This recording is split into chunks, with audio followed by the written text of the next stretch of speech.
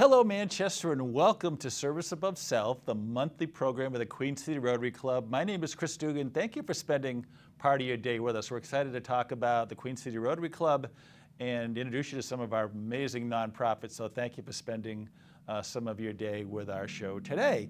I want to introduce my friend Greg Scalisi, a fellow Rotarian. Greg, welcome. Jenna Bee Wolf is from Friends of Aine, our guest today. Welcome, Jenna. Thank you. And Valerie Anderson, also a fellow Rotarian. Valerie, thank you for being part of our show today. Greg, let's start with you. Folks might not know about the Rotary Club, so maybe give people a sense of what is the Queen City Rotary Club. Yeah, Queen City Rotary is a local service organization. We meet every Thursday morning at the Puritan. It's the only way, actually, to get breakfast at the Puritan.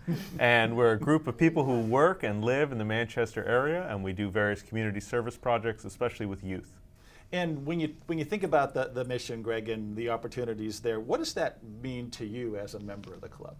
Yeah, I think it's just a great way to get out and help the community, especially youth. And I think we all, feel like we want to help out in some way, and it's a good concrete way. And we do a lot of that through fundraising and then grants we give out to community groups.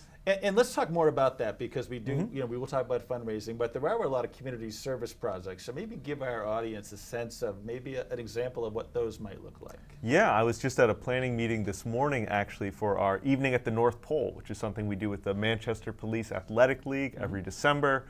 We bring in Santa and elves who happen to be members of the Rotary, and we read books, give hot chocolate to kids, and put on a really great event for some kids in need in our city. So good opportunity, and we'll talk more about some of those things. Jenna, glad to have you as part of the group.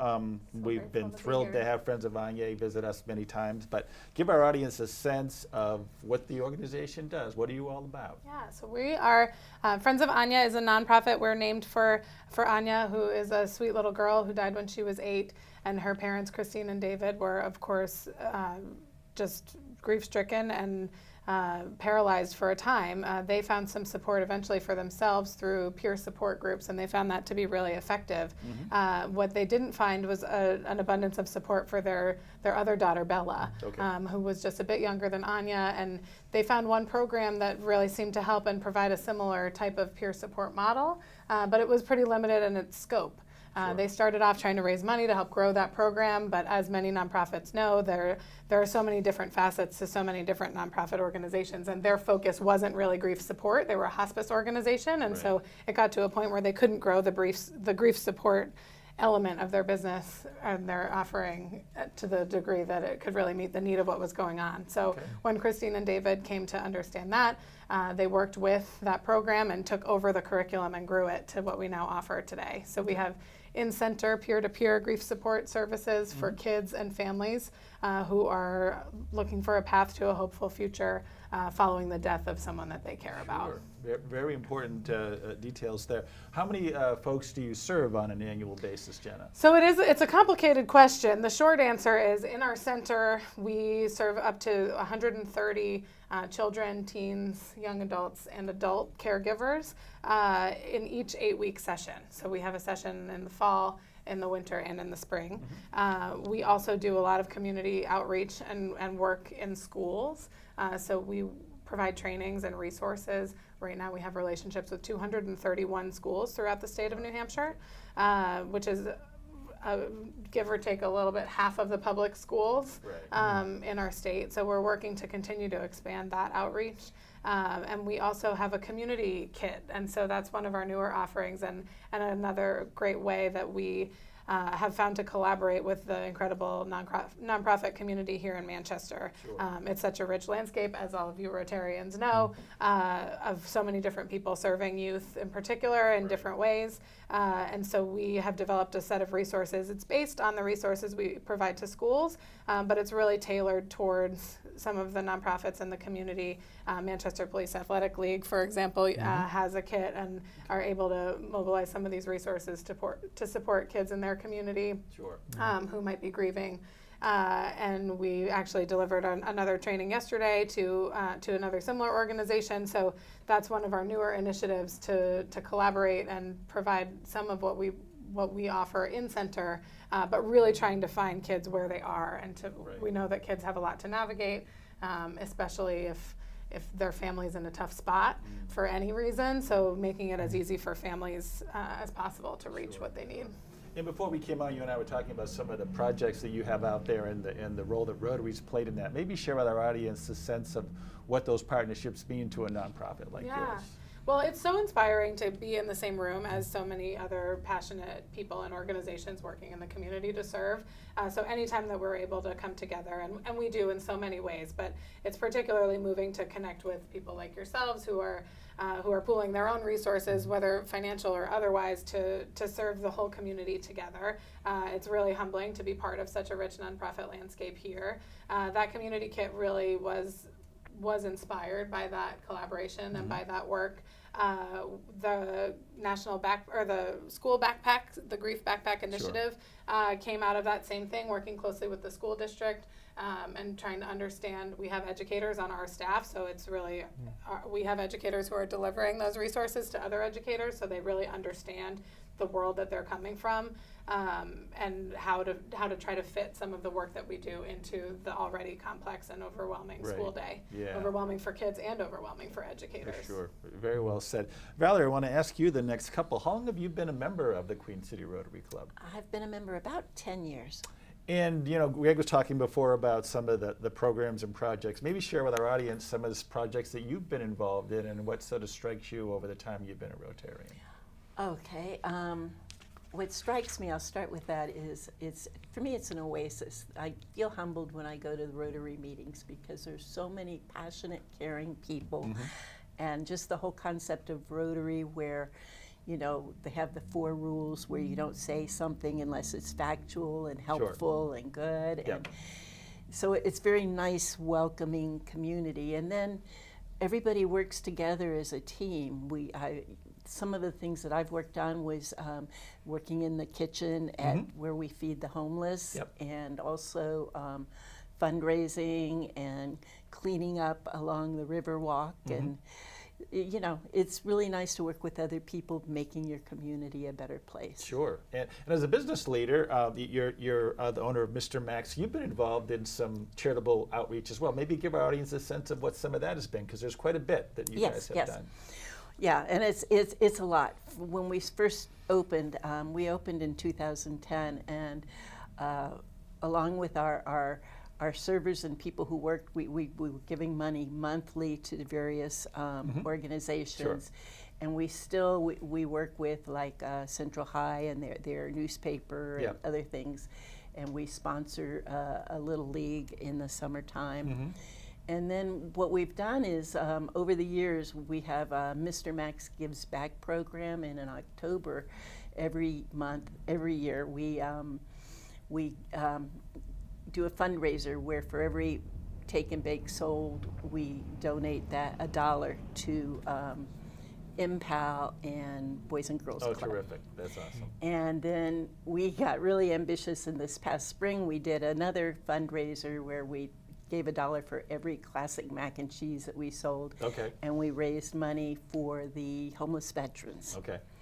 And so now this October we're going to be doing another Mr. Max Gives Back, and I'm really proud of the team I work with, because we've been doing $1, and we thought about the fact that costs are up. So this year we're going to give $2 for every take and bake. So we're doubling it. Yeah. So it just really makes us feel good to be able to give to various organizations that really help our youth and children and make a difference in their lives. Yes, and an excellent reason to visit Mr. Max to help out the community.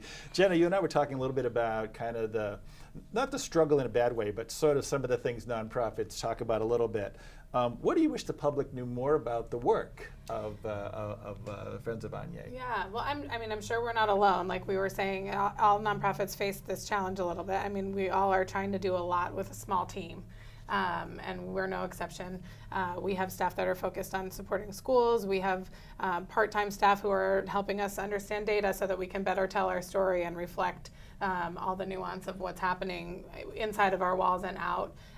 We're always developing new initiatives, so that takes time and bandwidth for people to understand how effective was the last thing we did and what's the next thing we need to focus on. Sure. And our leadership, Christine and David, who founded the organization, have been really incredible visionaries and really are designing an organization that will have staying power for a long time. Sure.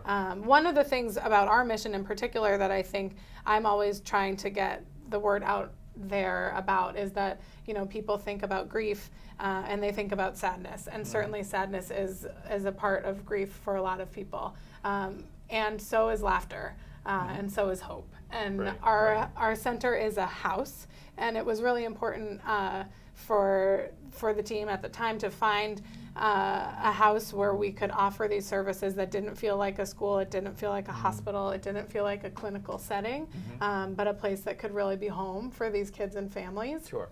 To be able to come in and relax and just to have a space where they're able to be kids with other people who might understand a little bit more about their life experience. Sure. Because the general public, we're not well versed at talking about death and grief. And I'm sure many of our audience and you all may have encountered that in your life, that something hard is happening and maybe you want to talk about it and other people don't know how to talk to you about it. And so providing a space where kids don't feel isolated by their complex emotions, and where they're not worried to overwhelm other people with them. Sure. So well said. Let's talk more about that, because there's the challenge that the families come in with, having lost a loved one.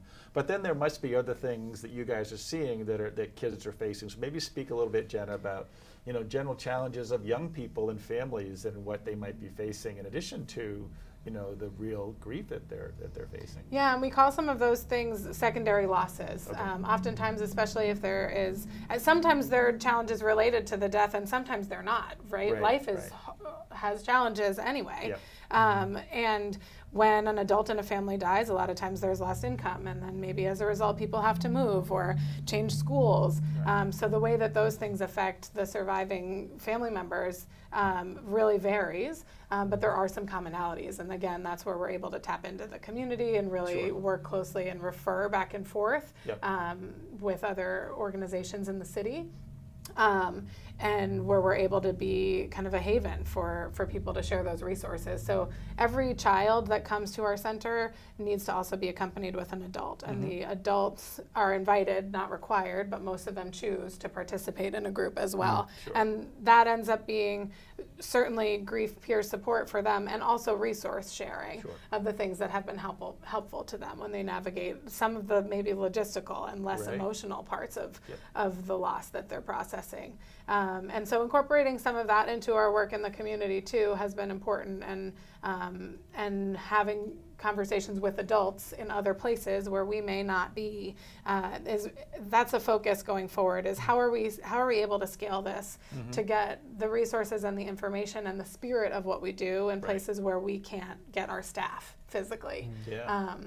We do facilitate some groups in schools ourselves, some of our staff. We've been in Manchester schools and Nashua schools and Concord. We're looking at getting set up in some Concord schools going forward. And we just know there's a limit to what that can do. So a lot of the next frontier for us is really trying to think about how can we scale this while maintaining the fidelity of what we're doing, and staying really true to our mission and to Anya's legacy, and also to reach more kids. Sure. And people are watching, they might want to get involved in some way. What's the best way for them to get connected as a volunteer, as a donor, as somebody who supports your programs? Well, one really powerful way that I think is often underestimated is just by understanding what we do. Just having more people in the world know a little bit about what we do, and even more people in the world who might feel a little more confident connecting with someone when they're in a really hard time. More often than not, people who have experienced the death of a loved one, they want to talk about that person. They might not want to talk about their death, but they want to talk about their life. And we find that with kids, certainly. Obviously, everybody is different in terms of how that can be done appropriately, but saying nothing is often not the most comforting. Sure. And avoiding the topic. So so that's one thing, is just kind of being an ally in grief out there. Yep. And if people have questions about being an ally in grief, we can be a resource for those people as well. Our website has a lot of information. It's friendsofanya.com. Okay. AINE, it's the Celtic spelling of Anya. So there's a lot of resources like that that can just be really helpful in terms of helping our society to be a more grief-informed society. Sure. And then, of course, knowing that our center is there. If any of our audience is or knows someone who could benefit from our services, being able to refer people to us, Right. That's how people find us. Yeah, for sure. And as you can imagine, after the death of a loved one, people are navigating a lot of different decisions, and so sometimes mobilizing to get to something Sure.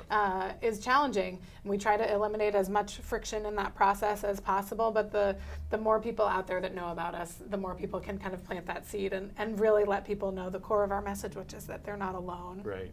If there's a friend there. Yeah. And certainly we appreciate donations as well. All the work we do costs money, so that's a great way to get involved. No Right. gift is too small. And we've got a few fun events throughout the year, as well as a core team of volunteers that is the lifeblood of our offering. Okay. So every support group is facilitated by a group of 40 weekly volunteers who my come on goodness. Tuesdays and Thursday nights. And these volunteers, their dedication cannot be overstated. Sure. Many of them have been with us for years, which is Yeah. incredible. And they are the people who are with the kids and families, Right. really holding space. Yeah. Some of them have a grief story themselves, some of them don't, and they're just committed to being present. And it's meeting them has been so inspiring. And we've never had to do a big push or campaign to recruit volunteers either. The right people seem to That's find wonderful. us. So again, it's part of just having the word out there and, Right. and knowing about what we're up to. Awesome. But I would be remiss, I'm sorry, if I did not mention the triathlon that we do for kids every August. That's one of the best ways to sort of dip your toe into volunteering with Okay. us. It's a short, we spell triathlon, TRY athlon, and kids from ages 4 to 15 get to swim, bike, and run in a really fun way. I have 2 4-year-olds who participated this year for the first time, and they have not stopped talking about it. Oh, It was that's August great. 3rd this year, so it'll be next August. So that's something else Good. to keep an eye out So for. people can reach out to you via the website and get Yes, plugged into next year. It's absolutely. never too early to start planning for next summer. No, or start training, Yes, Just kidding. indeed. Greg, one of the really cool things about our club is that the leaders come from all across the community. And you have a wonderful story as it relates to that. You're one of our newer members. So let's share with the audience kind of what's your day job, and then I'll ask you some other questions after that. Yeah, I'm the pastor of the First Baptist Church in Manchester, which is on Concord and Union, right by the Boys and Girls Club. And so my day job involves all kinds of things.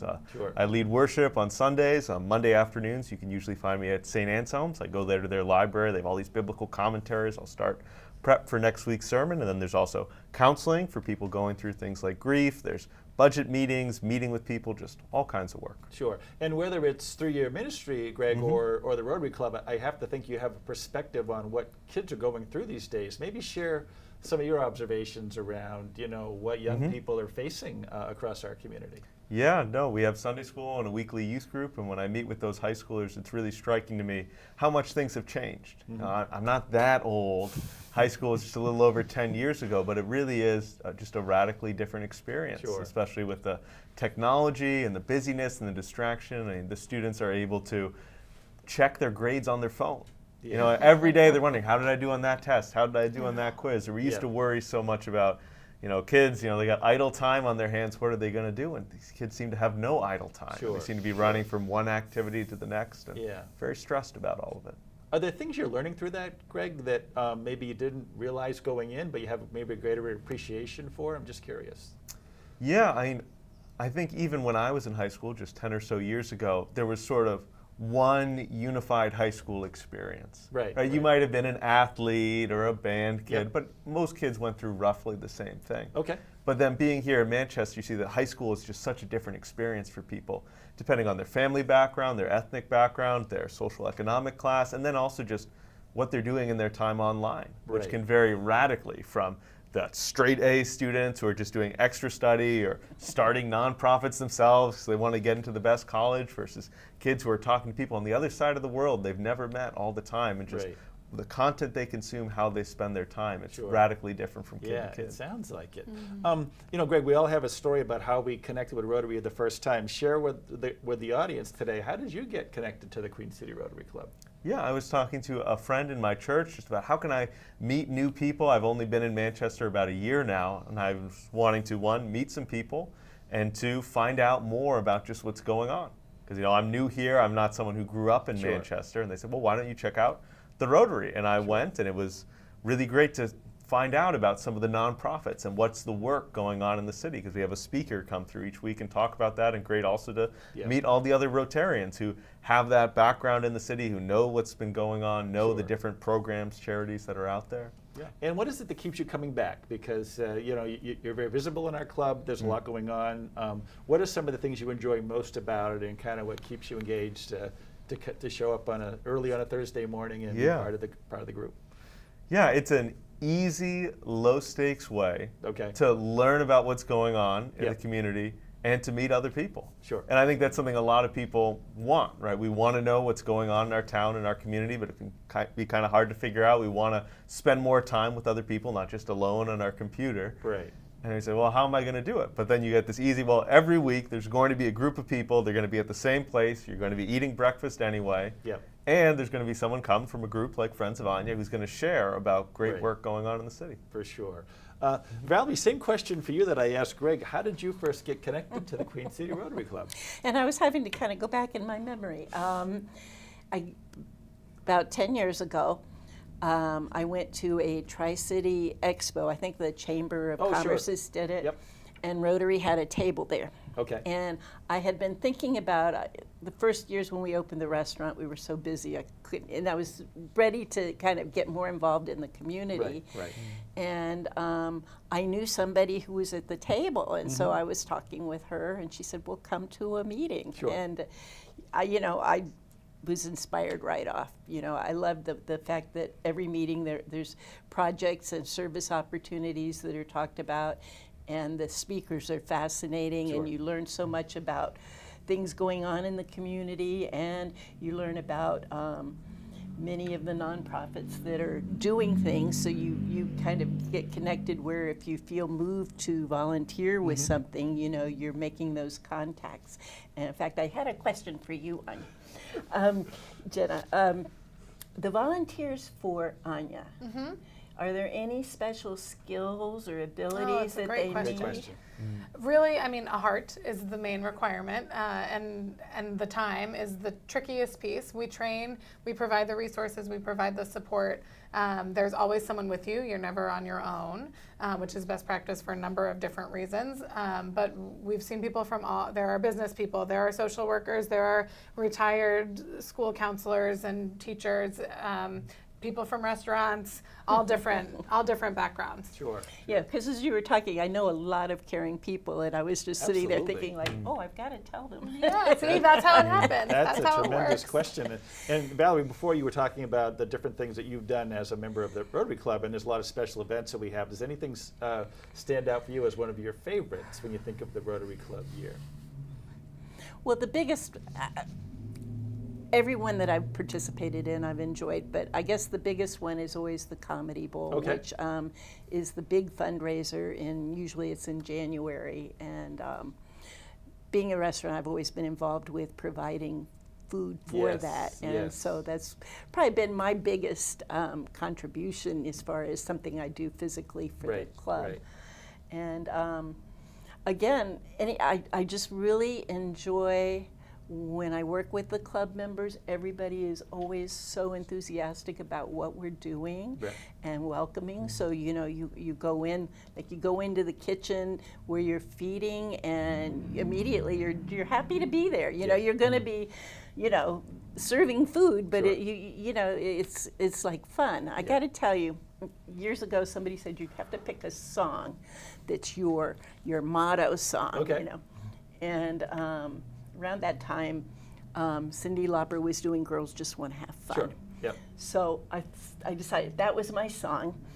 But what I found out was I have most fun when I'm working with other people Oh, wow. doing something for the community. Right, I right. mean, those are like really Yeah. the top things that touch my heart and make me feel good. So well said.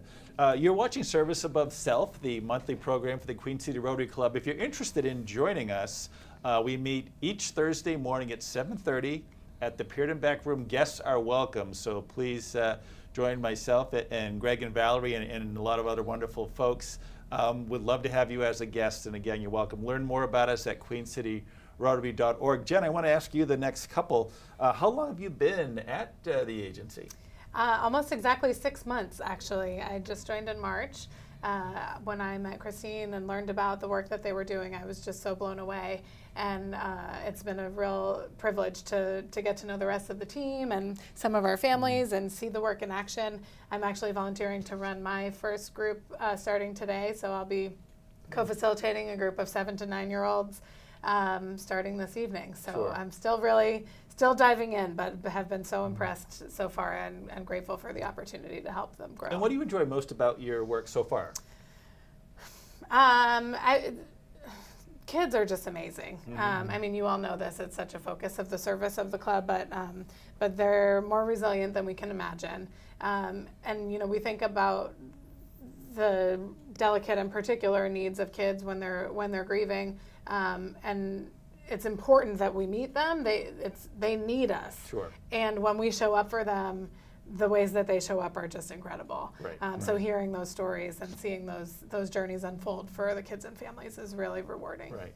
And earlier you were talking about, you're getting requests from outside of the local area and you're trying to figure out how to scale that.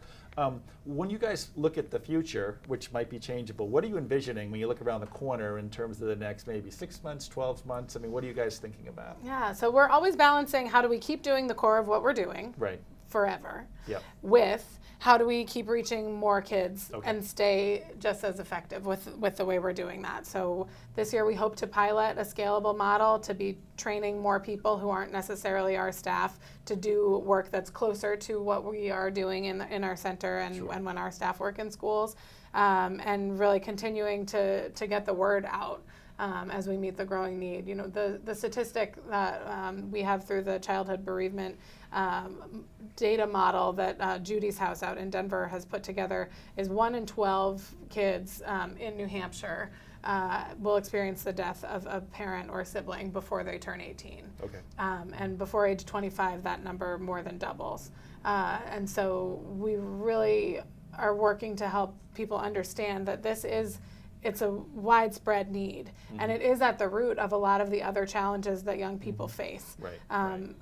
It's Suicide Awareness Month this month, Okay. and 1 in 4 youth suicides are bereaved kids. Oh, okay. So we just understand that the needs that kids have and the challenges that people face in the wake of the death of someone they care about, they compound as they meet the other challenges that are inevitable in life. And so what we really hope to do is build that resilience. Sure. And so as we expand, we come back to that mission all the time and just really try to understand how we can be the best organization we can be to meet that incredible need. Yeah, great advice there. Let's remind people again, what is the website, Friends of Aine? So it's Friends of Aine, AINE.com. If you want to reach me directly, I'm Jenna at friendsofaine.com. And any special events coming up, Jenna, that you want to start to tease out for the community? Maybe something you want to jump in on, or maybe a fundraiser you have coming up? Yeah, we've got, so our annual fundraiser will hit mailboxes and social media and everything in November. Okay. We have an open house as well in November. I really encourage anybody, if this feels like something that's interesting to you and you want to learn more, I would love to get you into the building to get a feel for the work. So again, you can email me at jenna@friendsofaine.com. The open house in November will be an opportunity to do that. But I also run monthly coffee events where I bring small groups of people in. They get to connect and learn a little bit about each other as well, and then experience Sure. a bit of our work. And Raleigh had a good question before about the volunteer training, but I'm guessing that there's opportunities for volunteers to do lots of different things throughout your There organization. are. I mean, we have some great corporate volunteer teams who have come in to do some of the bigger sort of assembly line type projects over our time for sure. We don't have quite as many of those just given the nature of our work. The triathlon is a great way to try out your hand at just getting to know more about our organization and feeling the wide range of of laughs and tears that Sure. that are incorporated in our community. Yeah, those are really, we have some people that help out at our gala as well, but really being somebody who knows about us is such important service. So, Jenna, thank you so much for Thank joining you. us today. Really appreciate the info. Greg, thank you again for your insights. And Valerie, wonderful, wonderful things to share. Thanks. My name is Chris Dugan. You've been watching Service Above Self, the monthly program for the Queen City Rotary Club. Learn more about us at queencityrotary.org. I want to thank Brendan McCormick for helping us behind the scenes. Thank you again for watching. Have a great day.